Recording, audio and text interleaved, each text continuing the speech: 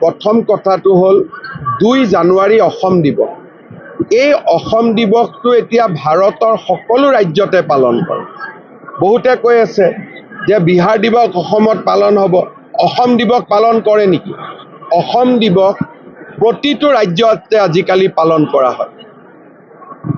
উত্তৰ প্ৰদেশতো অসম দিৱস পালন হয়, বিহাৰতো অসম দিৱস পালন হয়, কৰ্ণাটকতো অসম দিৱস পালন হয়, অন্ধ্ৰ প্ৰদেশতো অসম দিৱস পালন হয়, গুজৰাটতো অসম দিৱস পালন হয়, আৰু গোটেইবিলাক ৰাজ্যৰ মহামান্য ৰাজ্যপালসকল উপস্থিত থাকি অসম দিৱস পালন কৰে। আৰু ভাৰতীয় জনতা পাৰ্টীয়েও গোটেই দেশত থকা অসমীয়া লোকসকলক লৈ প্ৰবাসী অসমীয়া সন্মিলন অনুষ্ঠিত কৰে।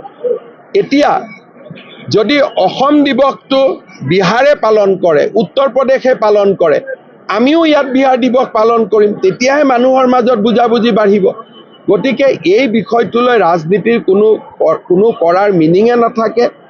যিসকলে এইটো কথা বুজি নাপায় যে অসমৰ লাখ লাখ ল'ৰা অসমৰ বাহিৰত কাম কৰে, ইয়াত সাম্প্ৰদায়িক উত্তেজনা কৰিলে তেওঁলোকৰ জীৱনৰ প্ৰতি ভাবুকি আহিব পাৰে, এই কথাটো যিসকলে বুজি নাপায় তেওঁলোকে বাৰে বাৰে এই কামবিলাকত মনোনিৱেশ কৰে।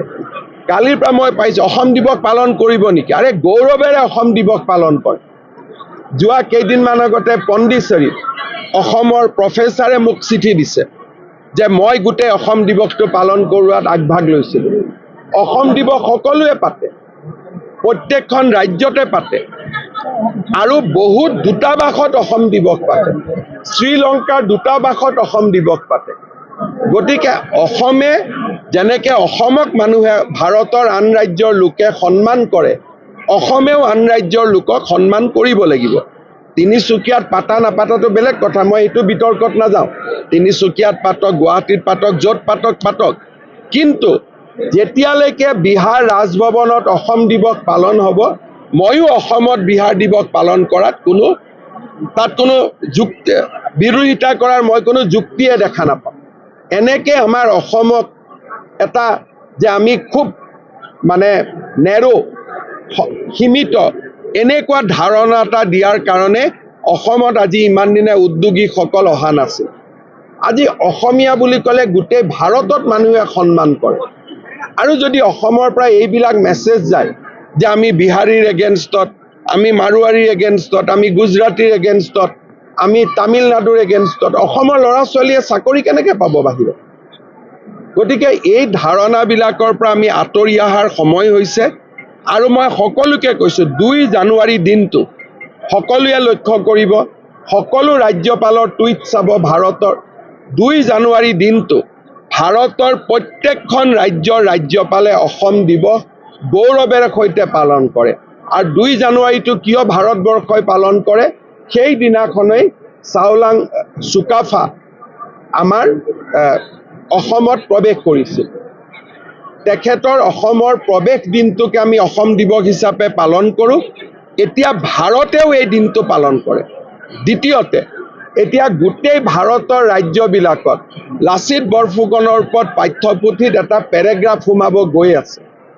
আজি অসমৰ বিজয় যাত্ৰা আৰম্ভ হৈছে, অসমৰ অনিৰুদ্ধ যাত্ৰা আৰম্ভ হৈছে। এতিয়া যদি অসমীয়াৰ একাংশ মানুহে এনেকুৱা কথাক লৈ যদি ৰাজনীতি কৰে, আমাৰ ৰাজ্যখন আকৌ পিছুৱাই যাব। অসমৰ সংবাদ জগতখনৰ বাবে এক সুখৰ খবৰ। আপোচবিহীন ৰাইজৰ কণ্ঠ সাপ্তাহিক কবচ পুনৰ এবাৰ অসমৰ ৰাইজৰ মাজলৈ। স্বত্বাধিকাৰী প্ৰণীতা কলিতাৰ দ্বাৰা প্ৰকাশিত আৰু আপোচবিহীন একাংশ নপুৰণি অভিজ্ঞতাপুষ্ট সাংবাদিকৰ দ্বাৰা প্ৰচাৰিত তথা eco printing press, Guwahati Katabari গড়চুকত মুদ্ৰিত সাপ্তাহিক কবচ এতিয়া অসমৰ বিভিন্ন প্ৰান্তত উপলব্ধ। আমাৰ ঠিকনা মুখ্য কাৰ্যালয় অসম ফৰেষ্ট স্কুল, হৰি মন্দিৰ পথ, গুৱাহাটী, আৰু উপ কাৰ্যালয় কলিতা মাৰ্কেট, বিজয়নগৰ, কামৰূপ, অসম।